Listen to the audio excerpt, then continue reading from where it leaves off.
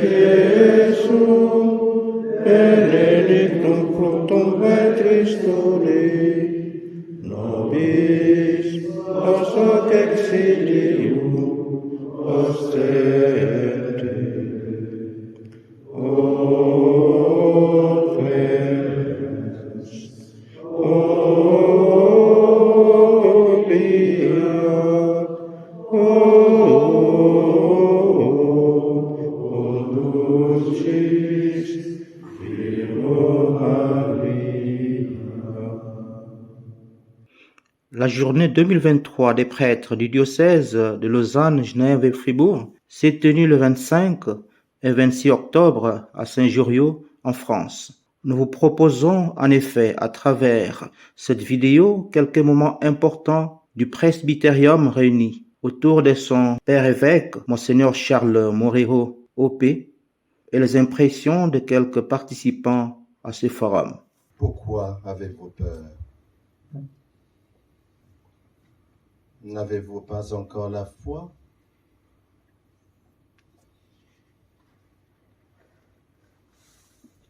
Le début de la foi, c'est de savoir qu'on a besoin de salut.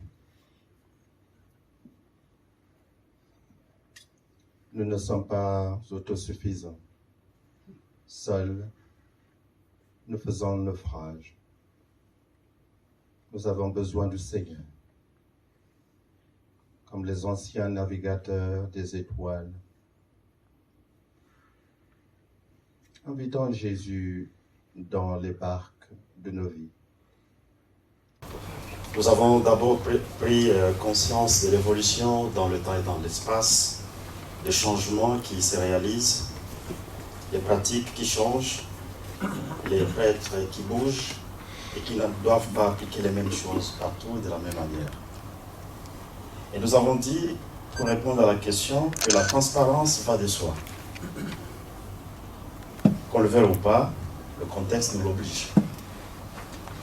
Parce que nous sommes très conscients du fait que l'exercice du ministère sacerdotal est aujourd'hui exercé, d'une part, en communion et en continuité du ministère épiscopal de notre évêque, et d'autre part, en concertation avec des instances représentatives dont le conseil pastoral, le conseil de paroisse et l'équipe pastorale.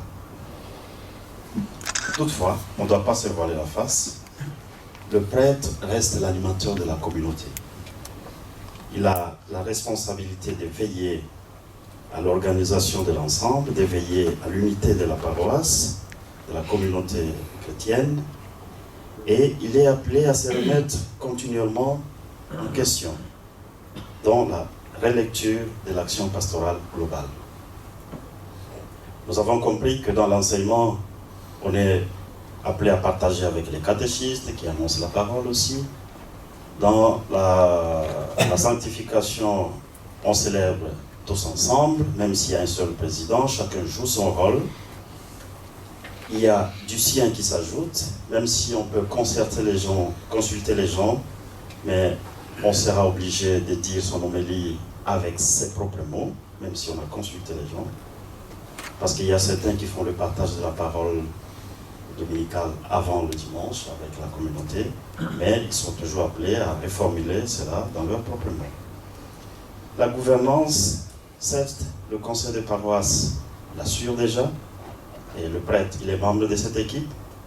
Il doit donner l'âme à la matérialité de la gestion, mais il doit aussi veiller à l'émergence des fruits de l'esprit dans la croissance spirituelle de la communauté, d'une part, et de chaque chrétien, d'autre part. Le pouvoir et l'ouverture au dialogue doivent permettre de donner une place à chacun. Nous sommes au service de l'harmonie qui permet à chacun de s'exprimer, de se réaliser. Comme les cordes d'une même guitare produisent un son mélodieux, ainsi nous devons composer avec les personnes que nous rencontrons. Pour arriver à ce but, le dialogue est nécessaire, l'écoute est indispensable. Cela oblige à savoir écouter. Peut-être faudrait-il généraliser les formations à l'écoute dans les différents conseils, aussi bien pastoraux que paroissiaux. cela me mène à parler de deux écueils au dialogue. Premièrement, le risque de se sentir légitime tout seul. Je tiens mon autorité par l'autorité diocésaine, un point c'est tout, et je décide indépendamment des autres. Ou alors, je suis dans cette paroisse depuis 20 ans, c'est comme ça et c'est pas autrement. Ou alors, aussi une prétendue meilleure connaissance qui rend illégitime tout avis contraire. Deuxième écueil, les conditions extérieures au dialogue, enfin qui touchent plus les conditions extérieures au dialogue. On a parlé des réunions qui s'éternisent, qui durent des heures. Forcément, après 3 heures de réunion, on est moins à l'écoute de l'autre.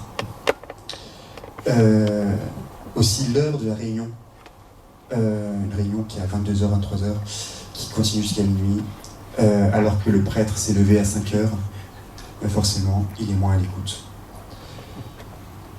Et aussi, on a parlé de l'alcool, des bouteilles de vin. On ouvre une bouteille de vin pour la réunion, c'est sympathique. Une deuxième, une troisième. Après 3 bouteilles de vin, on est moins à l'écoute les uns les autres. Alors, la piste à privilégier pour éviter tout cela, c'est bien sûr la bienveillance. Hier, notre évêque nous a interpellés sur un souci qu'il a, c'est un 3e vicaire général, comme il a appelé cela. On ne va pas pouvoir débattre maintenant, mais peut-être que parmi nous, il y a déjà quelques propositions pour qu'ils puissent continuer de réfléchir à cela. Comme je vous l'ai dit, je tiens surtout à ce que le vicaire général ait un rôle pastoral. Donc il faut qu'il puisse être auprès de vous de bien des manières, que ce soit dans des célébrations ou des rencontres personnelles. Donc je ne mets pas du tout au premier plan l'aspect administratif. Alors ce que j'ai vu chez Bernard, c'est qu'il s'est donné beaucoup dans ce rôle-là, et généreusement, et évidemment l'absence d'Alain a contribué à ce qu'il y ait beaucoup à faire, et ça l'a quand même pas mal fatigué. Il ne s'en est pas plaint, mais je le voyais quand même. De ce point de vue, étant donné que la charge est héritante, est-ce que il ne serait pas souhaitable d'en nommer 2 pour 4 cantons? Parce que la charge n'a pas baissé. Et ceux qui se sacrifieraient, ça serait pour une juste cause. Merci. J'écoute, c'est évidemment pas stupide. Quand même, le code de droit canonique, si j'ai bien compris, recommande qu'il y en ait un. On comprend bien qu'à un certain point, en fait, il ne sera pas possible d'en avoir un parce qu'il y en a 2 qui sont un peu absents. En nommer 4, c'est pas évident. On peut s'interroger sur le profil d'un vicaire épiscopal. Oui, mais il y en a déjà 2. Et je tiens à ce qu'on dise un 3e, pour pas éliminer les 2 autres. Même si je crois que, de facto, ce moment, il n'y en a pas du tout. Vicaire épiscopal, par exemple. Mais moi, je veux pas, oui, non, mais ça n'a rien à voir. Je veux pas, disons, contrarier ce que l'évêque a dit tout à l'heure, mais je regarde juste les quelques tâches que j'ai, ou les quelques commissions ou conseils de fondation auxquels je dois participer, où c'est prévu que ce soit le vicaire général qui préside, le vicaire général qui donne la communication, le vicaire général. Il faut quand même pas sous-estimer la responsabilité, la compétence administrative. Parce que si vraiment le vicaire général ou les vicaires généraux n'en ont pas du tout, malheureusement, il y a des choses. Alors il faut plus décider que c'est de toute façon le vicaire général qui préside. Parce que sinon, quelqu'un d'autre doit faire la tâche, et c'est le début des petits ennuis et de manque de clarté et de transparence, pour reprendre des points dont on vient de parler. On m'a fait quelques reproches dans le choix de vicaires généraux, pas toujours complètement aptes à ce type de rôle. C'est vrai. Et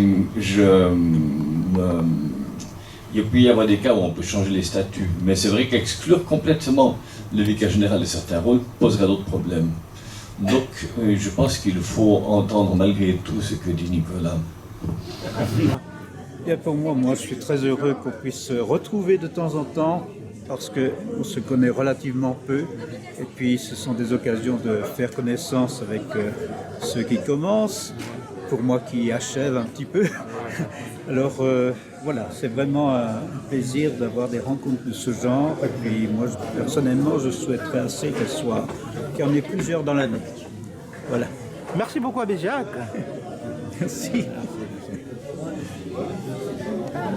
Alors l'important, ça a été pour moi d'entendre l'évêque nous partager ce qu'il vit de son ministère et de la situation dans le diocèse. C'était précieux. Et puis le fait de rencontrer ou de découvrir des confrères qu'on ne connaissait pas. Merci beaucoup, Abbé Philippe. Alors, je crois que avant toute chose, c'est un motif d'action de grâce pour moi de me retrouver encore une fois ici, autour de notre Père évêque, avec des confrères connus comme inconnus, mais un moment, je dirais, favorable pour que notre fraternité puisse s'affermir dans le soutien mutuel et surtout en cette période difficile pour l'Église. Alors je remercie l'évêque de prendre l'initiative de nous convoquer de temps en temps pour ce genre de rencontres. C'est un moment que j'ai vécu avec grande joie et je disais hier dans mon groupe que c'est trop peu. Il faudrait davantage peut-être donner 2 ou 3 jours de plus. Ça me permet aussi de nous libérer du poids de la pastorale et voilà, de vivre la fraternité entre nous, prêtres. C'est important. Je crois que notre vie aussi en dépend. On n'est pas seulement là pour servir les autres, mais il faut que pour mieux servir les autres, il faut aussi prendre la ressource, qu'elle se s'arrête. Et c'est donc dans la prière, sans le poids et l'activité, c'est là où je partage avec les autres, on sera affermi, on affermir la vie de nous. Voilà un peu ce dans lequel je vis ce moment que je trouve bref. Merci beaucoup, Abbé Godefroy. Benoît Serge, merci beaucoup. C'est un lieu qui nous devient habituel au diocèse, puisqu'on est sur les terres de Saint-François de Sales, qui est un patron principal pour le diocèse. Et nous sommes en période du synode sur la synodalité. Et notre travail, notre collaboration autour de l'évêque est vraiment dans cet esprit très très fraternel. Nous voyons que chacun des confrères prend à cœur cette démarche d'écoute de la parole de Dieu, d'écoute du temps d'église avec ses souffrances, avec ses drames qu'on connaît en Suisse, avec une très grande espérance et une confiance mutuelle qui est très très belle, qui fortifie notre être sacerdotal. C'est un moment de joie, de lumière, de soleil dans les cœurs, même si dehors c'est déjà l'automne, heureusement, l'automne pluie, mais on pourrait faire ce parallèle de la pluie avec la grâce qui descend, qui féconde la terre, mais aussi qui féconde notre espérance apostolique et missionnaire. Merci beaucoup, Abbé Jean-Marie. Écoutez, d'abord, c'était réjouissant et très touchant d'avoir notre évêque en notre compagnie. C'était pas évident dès le départ. Et donc, c'est un bon cadeau du Seigneur, vraiment qu'il soit venu avec nous et qu'on le voit vraiment après l'épreuve qu'il a traversée en forme. Son témoignage personnel aussi était touchant. Et puis, je crois que c'est une... oui, moi je suis en train de passer vraiment un très bon moment d'une et demie de cette rencontre entre nos prêtres du diocèse de Lausanne, Genève, Fribourg. Merci beaucoup, Abbé Gabriel. La rencontre était bonne. D'abord, attaquée de toutes parts, il fallait qu'on se mette à l'écart pour prier et demander la force de l'Esprit Saint pour nous soutenir, que nous continuions à témoigner humblement notre foi et à annoncer avec courage l'évangile du Christ pour le bien de notre Église et pour le bien de l'homme, et le conduire à connaître le Christ et à être vraiment aussi à devenir un homme nouveau, puisque tous les problèmes que nous avons, que les hommes et les femmes de notre temps ne connaissent pas encore le Christ. S'ils connaissent le Christ, ils deviennent des hommes et des femmes nouveaux, notre humanité va changer. Merci beaucoup, Abbé Blaise. J'étais content que l'évêque soit à mesure de nous rejoindre ici, après cette épreuve de santé. Donc c'est en bonne voie. On continue à prier pour lui. Merci beaucoup, Abbé Boniface. Alors, je connais bien la région parce que je viens d'ici, de Saint-Joriot, donc je suis très heureux d'être ici. Je suis le seul séminariste au milieu de tous les prêtres, donc je fais un petit peu l'invité d'une certaine manière. J'ai beaucoup aimé l'échange avec l'évêque hier sur les questions tendues de la gestion des cas d'abus. C'était franc des deux côtés, autant de l'évêque que des prêtres qui ont pu poser des questions, faire des remarques. Et puis on a aussi vécu une belle soirée hier de prière et ensuite d'amitié avec un verre. Donc voilà, très content d'être ici et de rencontrer aussi les prêtres qu'on connaît moins. Et comme moi j'entre en ministère à la Chaux-de-Fonds, c'est intéressant de voir qui fait partie du presbytérium dans lequel je vais entrer. Voilà. Merci beaucoup, Abbé Rémi. Merci Serge. Bon, la première rencontre, la première impression que j'ai, c'est d'abord de rencontrer tous ces prêtres. C'est rare qu'on soit assez nombreux pour nous voir, pour sourire, pour partager, pour parler ensemble. Pour moi, la première impression, c'est ça, donc de trouver ensemble. Et ça, c'est une bonne motivation. Ça nous permet de voir un peu aussi notre mission ensemble, de sentir qu'on n'est pas seul dans la mission. Il y a beaucoup, évidemment, il y a des baptisés, il y a des laïcs autour de nous, mais aussi de mettre en valeur aussi ce don du sacerdoce presbytéral. Merci beaucoup, Abbé. Merci. Então o senhor pode falar português? Falo português. Então, diga uma coisa de Moçambique. Moçambique, a terra boa, eu gostava imensamente, só que está um desastre agora. Padre Remildo, você de que congregação? Scalabriniano. Scalabriniano. Muito obrigado, senhor padre. Pode dizer uma coisa acerca do nosso encontro? Como que foi então este encontro? Foi bom.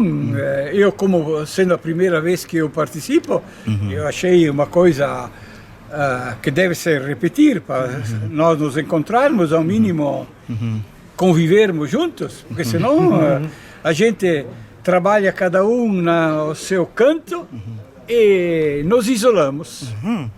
E assim o contato com os outros padres, as experiências é importante. Muito obrigado, senhor padre Remildo. Do you speak English? Which language do you speak? Un petit peu, pas beaucoup. Français. Français, vous allez parler français? Oui, oui. Et alors, vous êtes de quelle congrégation, mon père? Je suis de la congrégation des missionnaires de Saint-François de Sales. Ah oui. Vous êtes salésien, non? Non, pas salésien. Oui, vous êtes... Salésien, c'est Don Bosco. Ah, Don Bosco. Oui.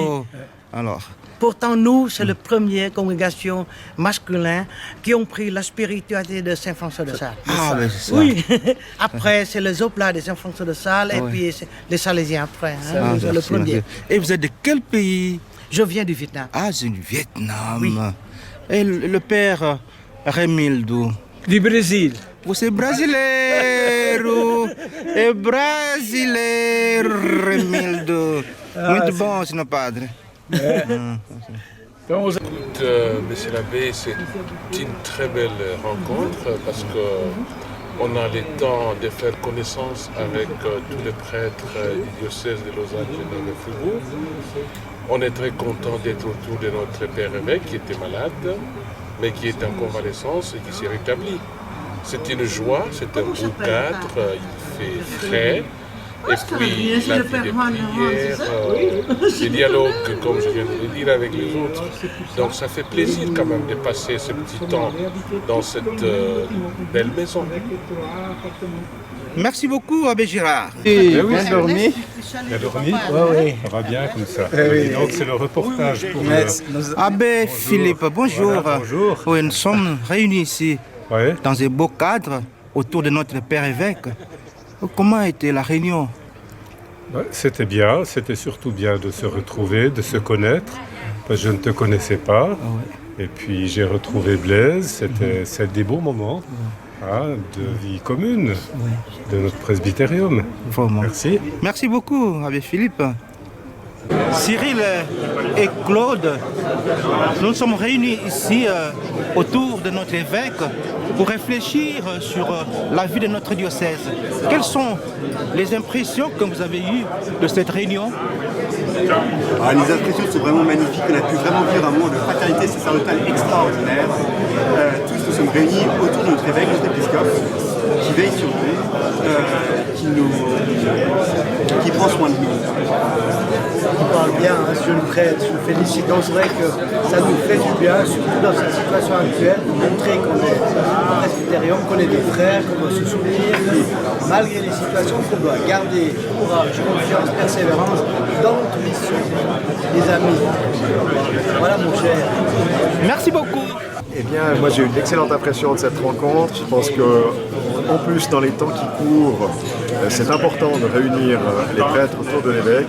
Je suis assez touché de voir la belle fraternité qui a lieu ici. Si je me reporte à quelques décennies antérieures, je vois que l'ambiance est différente, les interventions ne sont pas agressives. J'ai l'impression que les confrères osent s'exprimer paisiblement pour dire ce qu'ils pensent et que c'est bien exprimé, c'est bien entendu, c'est bien reçu. Donc je suis très heureux de cette rencontre et je remercie les organisateurs. Merci beaucoup Nicolas. Eh ben, elle n'est pas finie, pour l'instant je suis très heureux. Déjà le fait qu'on soit ici ensemble et qu'on apprenne aussi à mieux se connaître, c'est vraiment quelque chose de beau. Et je trouve l'atmosphère vraiment constructive. Même quand on parle de sujets douloureux, ainsi d'ailleurs que de sujets heureux, on sent vraiment une unité et on soutient et je pense qu'il y a quelque chose de synodal aussi. À la lumière du Saint-Esprit, on reçoit des idées. Merci beaucoup, Monseigneur. Merci à vous, c'est une joie.